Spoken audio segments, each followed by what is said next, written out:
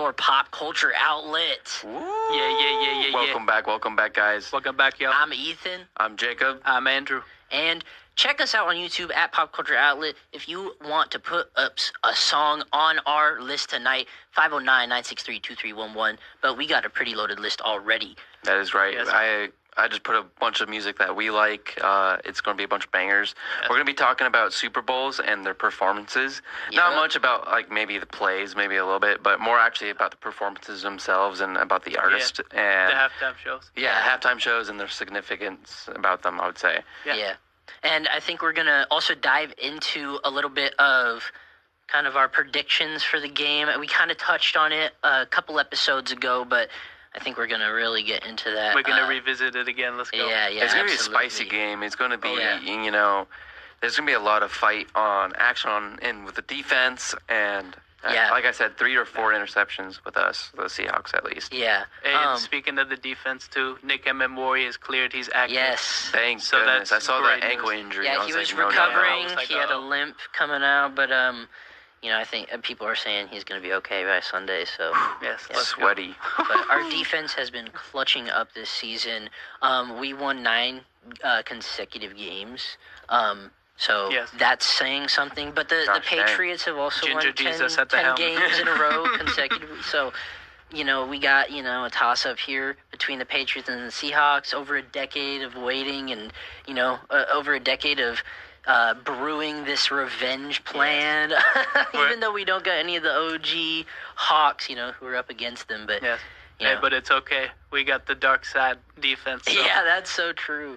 Let's we got clamps this season. Yes, we're locked in, and I think that Ginger Jesus as well on the offensive side of things is going to lead us to the promised land. We are talking about some of our predictions for this upcoming Super Bowl. Super Bowl. That's right. So, let's just kick right into it. I'm thinking that I really do hope the Seahawks win. There's no really... They will. It has to be redemption. It's if the not, it's a prophecy. I think Seattle might. If we win, it's going to be a crazy party They've down been in on Seattle. such a it's gonna be tear this crazy. season. Yeah, we really have. We're going to get that 10th in a row. Yeah. I believe it. I mean, you know what I worry about? Just like, you know, if you go to like I don't know, like Chicago or Detroit, any of those major cities that also play football, right? When they have a major win or Super Bowl, their fans destroy their cities sometimes, you know? Oh, especially Philadelphia. You know, Yeah. I wonder what's going to happen this year if we win the Super Bowl and what's going to happen in downtown Seattle if there's going to be – because, I mean, there's always usually a crowd and there's always a party right after. So Seattle... I know it's going to be crazy. I'm pretty sure back in like 2012, it was then known as like Lumen Field. I'm pretty sure. Yeah, it's Lumen now Field. Century. It's still Lumen Field. Well, I think It's it still was Lumen Field. CenturyLink Field. No, it's Century. yeah. It used to be CenturyLink. Yeah, it used That's to be right, CenturyLink. thank you. Yeah. But Seattle fans did top the Guinness World Record for loudest stadium. Yep, we are still No, at we that. have gotten beaten, unfortunately. Really? Yeah. What? Oh, really? I thought we were still Yeah. the loudest. By I think a stadium in Arizona or something. It's No, always it's Arizona. definitely not Arizona. It's definitely not Arizona. I'm tell you that. I'm I've been pretty to one of their games. They're quiet. It might have been the Super Bowl, possibly in Arizona. Yeah. Because I know they have a little Glendale. That would make sense. It's always Arizona, man. Well, but in fact, I will be gone to Arizona next week. That's right. Jacob will not be on next week's episode. You know, Yes. I will text in a couple song requests while Yes. Let's go. You know, while I'm gone, so you'll have some shout outs. Maybe you can get a third member, or if not, just do a deep dive with whatever you guys feel. It's cool. But yeah, I just want to let you guys know I wasn't going to be on the episode next week, so No problem. That is- That's unfortunate, but hey, we'll miss you. But Yeah. you know, Will be missed, Jacob. Thank you. R.I.P. we know you'll be back, so let's go. Exactly. I'll be back, and I'll have some sunshine. I might have tanned a little A bit. little tanned Jacob. I looked at the weather. It's 89 degrees over there right you're getting now. some So, sun. oh my lord! The sun rays, bye. I can't wait. Okay. But Predictions. Let's get back into it. yes, absolutely. I think the Seahawks are going to. It always starts with a coin toss, right? I think the Seahawks are going to get that coin toss. No, we're not getting it.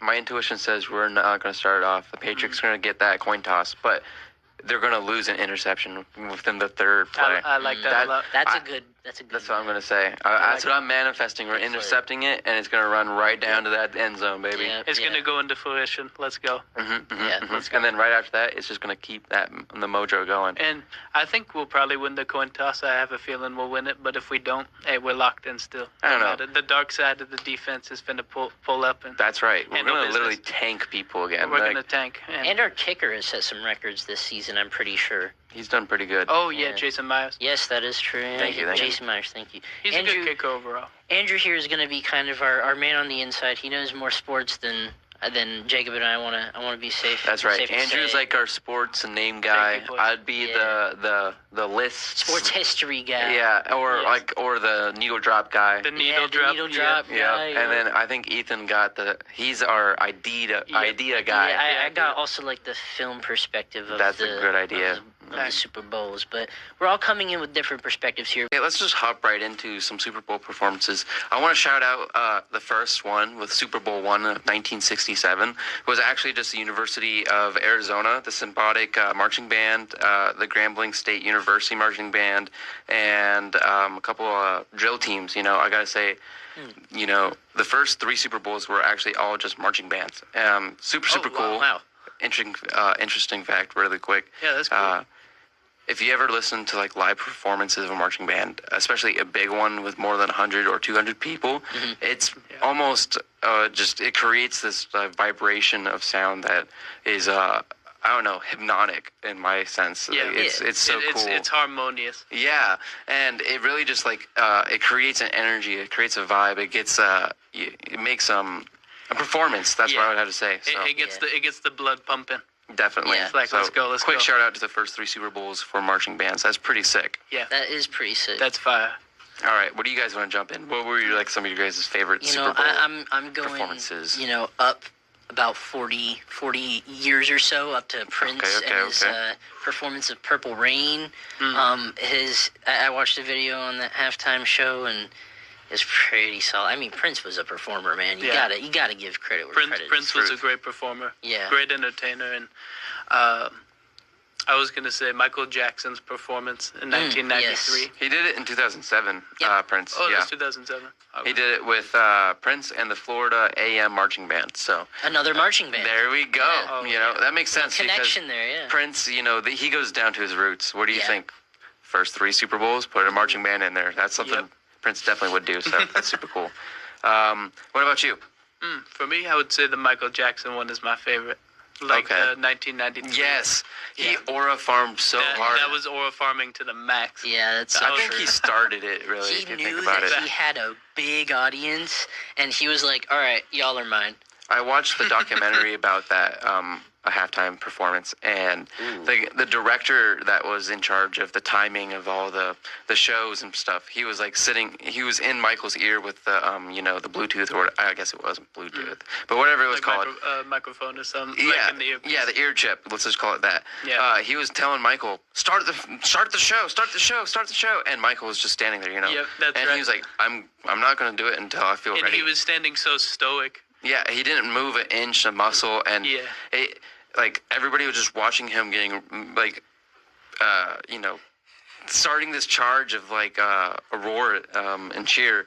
Yes. It created an energy, and I don't think I've ever seen anything like that. The aura is unmatched with that. There's only a couple other performances or the things where I would match that, and that would be like Woodstock '97. Oh yeah. That was a chaotic energy, not like a Michael Jackson energy, but it was still crazy. It was a momentum, I was going to say. Yeah, no doubt. Have y'all seen that there's a Michael Jackson biographical film that's coming out this year? Really? I didn't know that. I heard about that, yeah. The star who's playing Michael Jackson is the director's nephew. His name is Jafar Jackson. Oh, wow. Oh, that's right, yeah. It's coming out April 24th. And I have it up here on my phone. Just 4 days before my birthday. Oh, dang. Yeah. Hey, we got to go watch it. Yeah. And we have to go to the movies, see Michael for Jacob's birthday. That's crazy. Let's go see Jacob for Michael's birthday. Yeah. Hey, yo.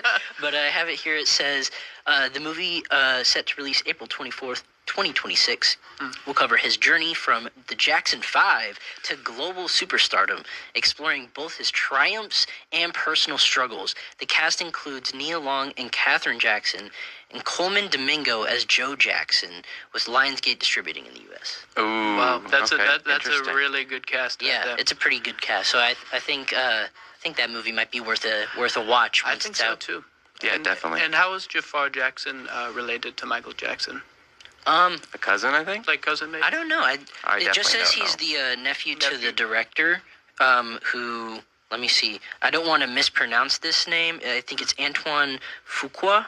I'm not entirely sure if I'm pronouncing that right, but I'm not sure if there's a connection between Jafar Jackson or Michael Jackson. But definitely. If I'm going to say my favorite Super Bowl halftime performances, I have a couple. I would have to say the 2016 Katy Perry and Lenny Kravitz and Missy Elliott was really good. I really like that one. Katy Perry with that pop energy, and same with the Lenny Kravitz pop rock energy. I love Lenny. He's one of my favorite all-time artists, so I would have to say that. But, he's a great artist. I have to say, they did it back-to-back. 2016, right after that, they did Coldplay with Beyonce and Bruno Mars. That's right. Coldplay, oh my gosh. And that was the Super Bowl for the Seahawks, I think, right? Coldplay, Bruno 2016? Mars. I'd have to fact check that now. It was 2015. Yeah, 2015 was the Katy Perry and Lenny Kravitz. Oh, okay. That one left a lasting impression on the internet, for real. I thought the you said 2014. Mm-hmm. And then if I had to pick another one, it was more recent, 2022, Dr. Dre, Snoop Dogg, Eminem, Jerry Bridges, Kendrick Lamar, and 50 Cent, and Harrison Payak. I don't know if I said that right. But that was a huge West Coast, shout out. Oh, that performance was insane. The stages that they set up, and each one was in their own box, and it was really captivating how they kind of put that together. It was kind of surreal of a performance. Oh, definitely. Yeah. One of my favorite things about that show was just Eminem, but also the fact that he did a great job. He did a really good performance. A lot of people hated on the performance for no reason, just because it's rap. I thought it was good. I thought it was good too. But one of my favorite and funny things about that performance was Snoop Dogg. He was told not to wear any Crip colors or anything like that. Yeah. And then he popped out in a full blue bandana, like sweats. And it was in the pattern of a bandana, too. So that was awesome. They told him not to, and he did that against. Snoop Dogg is he's with it, bro. I think he got fined. He's going against the grain. Yeah, he doesn't care. Nope. He does what he wants. I think the Kendrick one, though, that one the recent is gonna one go down with Kendrick. In history. That was last 2025, yep. And, he said, this is the right time, but the wrong guy. he knew what he was doing up on that stage. He looked literally right at the camera, and he was like, turn the TV off. Yep. Drake. Thanks, bro. He called Drake out. We've talked about the beef on the podcast before, beef between Drake and Kendrick. Many times. In fact, we've done a couple deep dives. Go check out the episodes. Yeah, go check out those episodes. Check them out. Man, that Super Bowl performance was amazing. I'm still waiting for that unreleased song. Yeah, and also speaking about Snoop Dogg, I saw him in concert recently. Oh, no way. Was that the Tacoma Dome? No, it was in California. Oh, okay, cool. How was that? It was fire. He was only there for 10 minutes, I think. Oh, what? He got paid a bag, I think. That's kind of. I would hate that if I paid to see what I thought would be an artist to show up. I was like, oh, I thought it was it his show or was it somebody else's show? Oh, it was a collaborative. It was Anderson .Paak and. Okay, a collab. If you paid to know that this artist is going to come on a show and perform, and they only show up for 10 minutes of a, let's say, 2 or 3 hour performance, that's a boo. That's a boo, I had to say. Yeah, low-key. Low-key, because, respect to Snoop Dogg as an artist. Yeah. He makes great music, but if you're going to perform, you best perform for your people. They paid for your music. They paid for a show. They paid for a performance. I totally agree with that, yeah. So you're there to put on the show and to make the fans, and vibe and everything. He does good with his tours. And he was really a great stage presence. That's awesome. But 10 minutes was short. I was like, oh man, I was expecting a little more. Yeah. Well, how was the quality of the show? I want to know. It was really, really good. Anderson .Paak, it was at Pack House. Oh. In Camarillo, and I think it was in October, I believe. and it was so fire. I want to say our wide receiver, JSN, he's been really good this season. Unstoppable. Yeah. As I said before, the Seahawks won 9 games in a row during their season. Patriots did win 10, though. Boom shakalaka.